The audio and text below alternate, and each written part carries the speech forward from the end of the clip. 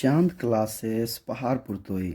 चांद सर आप लोगों के लिए लेकर के आए हैं सांख्यिकी यानी स्टैटिक्स का एक कंप्लीट वीडियो जो क्लास 10th के विद्यार्थियों के लिए बहुत महत्वपूर्ण होने वाला है।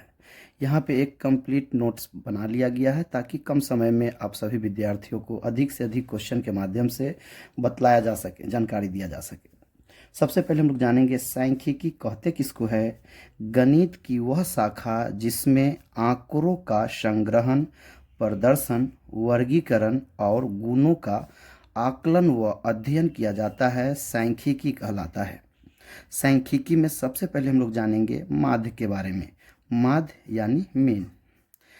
माध्य का फॉर्मूला होता है सभी प्रेक्षणों का योग बटे सभी प्रेक्षणों की संख्या, यानी जितना भी आंकड़ा में अंक दिया गया है उसको जोड़ेंगे और जितना अंक है उससे भाग दिया जाता है। क्वेश्चन के माध्यम से देखेंगे, प्रथम 5 पूर्ण संख्याओं का माध्य होगा। यहाँ पर 5 को पूर्ण संख्या यानी होल नंबर ले लिया गया है, 0 1 2 3 4। अभी सबको यहाँ पर जोड़ के रूप में लिख लिया गया है और बटा में जय गो संख्या है तय लिख दिया गया है। 5 संख्या है, बटा में 5 लिख दिया गया है। तो इसको ऐड करेंगे, 4 3 7 2 9 1 10, 0 10 ही होगा।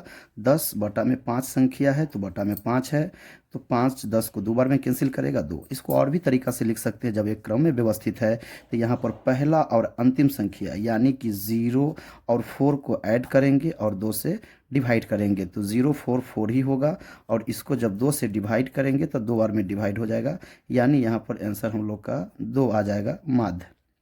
या ऐसे भी कह सकते हैं जब एक क्रम में है तो जो बीच का अंक होगा वही माध्य होता है, यानी किसी भी माध्यम से निकालेंगे आंसर इसका 2 आएगा, माध्य 2 आएगा।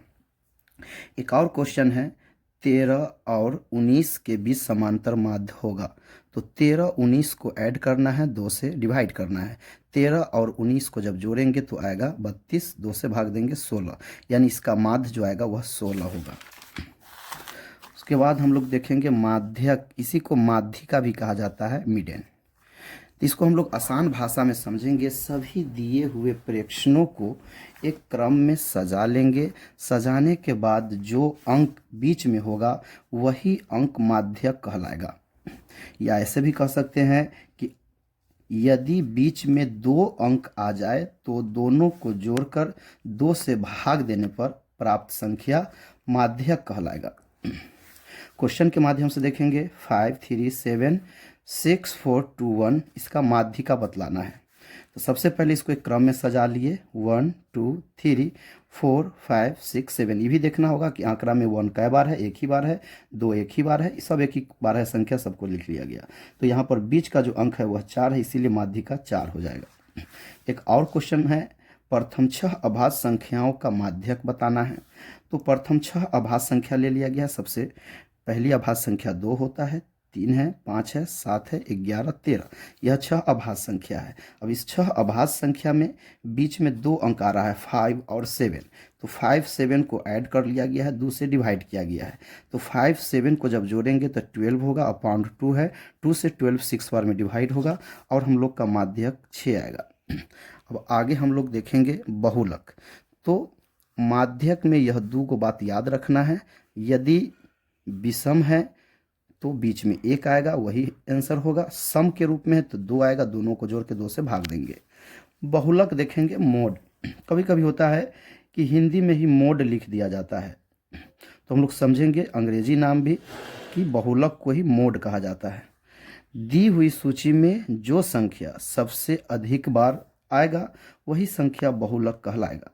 या ऐसे भी समझेंगे, यदि एक सूची में 2 संख्या अधिक बार आएगा तो बहुलक दोनों संख्या होगा, यानी एक आंकड़ा या एक सूची में एक से अधिक बहुलक हो सकते हैं। क्वेश्चन के माध्यम से देखेंगे, यहाँ पे है 2 3 0 3 2 3 का बहुलक होगा। अब इस आंकड़ा में, इस सूची में 3 अधिक बार है तो बहुलक 3 हो जाएगा। फिर एक क्वेश्चन है, 2 3 0 3 2 6 का बहुलक होगा। अगर ध्यान से देखिए तो इसमें 2 भी 2 बार है और 3 भी 2 बार है, तो इसका बहुलक 2 और 3 दोनों होगा। इस तरह के सवाल को बहुत तरह से बतलाते हैं लोग, लेकिन इसका यही सही तरीका है, क्योंकि एनसीईआरटी भी बताता है कि एक आंकड़ा में एक से अधिक बहुलक हो सकते हैं यदि उस आंकड़ा में 3 अंक भी अधिक बार होगा तो तीनों अंक बहुलक कहलाएगा।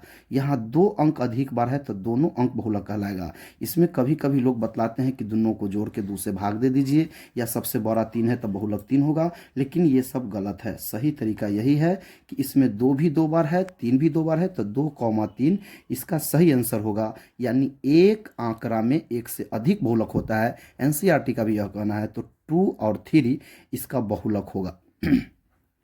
इसी को ऑब्जेक्टिव में इसे भी पूछ देता है वस्तुनिष्ठ सवाल में, कि यदि पूछा जाता है किसी बारंबारता का बहुलक होगा, तो हम लोग कहेंगे अधिकतम बार बारंबारता। उसमें ऑप्शन इसी तरह से देता है, अधिकतम बार बारंबारता है ना, न्यूनतम बारंबारता, तो हम लोग जानेंगे अधिकतम बारंबारता। सवाल ऐसे भी पूछा जा सकता है, किसी बारंबारता का बहुलक होगा, तो अधिकतम बारंबारता इसका सही जवाब होगा। ऑप्शन में भी रहेगा इस तरह से। उसके बाद हम लोग देखते हैं किसी वितरण के माध्य, बहुलक और माध्यक के बीच मूल संबंध। इस तरह से क्वेश्चन ऑब्जेक्टिव में मिलता है, तो इसका सही जवाब हो जाएगा बहुलक बराबर 3 माध्यक माइनस 2 माध्य। इसको याद करने का तरीका है, इस तो पहले पता होना चाहिए बहुलक बराबर होता है 3 माध्यक माइनस 2 माध्य। अब ऑप्शन में कभी माध्यक के आगे 2 दे देता है और माध्य के आगे 3 दे देता है, तो इसको समझेंगे। अगर आधा जो ध है इसको हटा दिया जाए तो इसमें 3 डिजिट है, आगे 3 रहेगा, इसमें 2 डिजिट है, आगे 2 रहेगा, है ना, यहाँ माइनस आगे में रहेगा। ये सब चीज़ हम लोग को पता होना चाहिए। बहुलक बराबर 3 माध्यक माइनस 2 माध्य, इस फॉर्मूला पर क्वेश्चन भी देता है, कभी कभी डायरेक्ट इस तरह से पूछ लिया जाता है, तो इसका आंसर यही होगा। क्वेश्चन के रूप में समझेंगे, यदि किसी आंकड़ों की माध्यिका 12 एवं माध्य 15 है तो आंकड़ों का बहुलक ज्ञात करना है। बहुलक बराबर यही फॉर्मूला हम लोग लगाएंगे, 3 माध्यक माइनस 2 माध्य। 3 माध्यक का वैल्यू 12 है, 12 लिख दिए, माइनस 2 माध्य का वैल्यू 15 है, 15 लिख दिए। 12 में 3 से गुना करेंगे 36, 15 में 2 से गुना करेंगे 30, 36 से 30 को माइनस करेंगे, यहाँ पर आंसर हम लोग का 6 आ जाएगा। यहाँ पर ऐसा नहीं है कि हमेशा बहुलक ही पूछा जाएगा।